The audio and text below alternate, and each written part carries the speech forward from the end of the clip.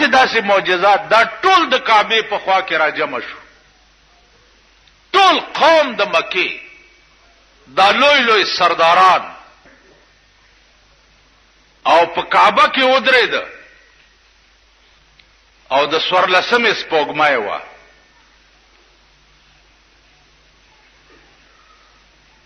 او رسول الله صلی الله علیه وسلم ته وی چې وایا کنه ته چې پیغمبري او ته وای چې ما ته وحی راځي نو دا سپوږمۍ دوه ټوکړې کا.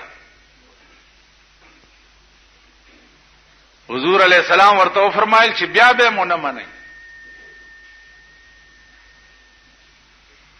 ولنه دا منو. په یو ګوته اسمان ته اشاره وکړه، په یو ګوته، او په اسمان کې سپوږمۍ دوه ټوکړې شو. د ټول قوم ورته کته، دا ټول سنادید د قریشو چې دی دا ولاړو دی ورته کته.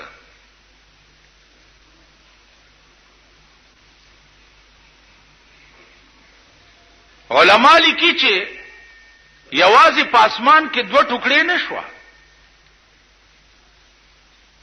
بلکې هغه دواړه ټوکړې رااله. یو ټوکړه د حضور علی السلام په یو لستونی کې نه نوته او یو ټوکړه په بل لستونی کې، او په دې گریوان کې یو ځای شو او بیا اسمان ته لاړ. دا منظر چې د ټولو سنادیدو د قریشو اولیدو، وی کته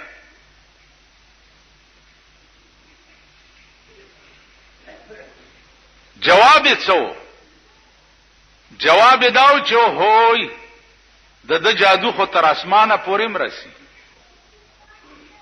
دا جواب. نو عرض میں داو چې دا څنګه خبره نه ده. علماء حقاو په هر زمانہ کې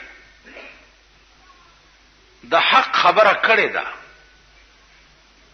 او تر قیامت پورې به داسې خلق پیدا کیږي چې هغه به د حق کلمه وایي، چپ په نه پاتې کیږي. باقی خدای پوهیږي او قوم پوهیږي.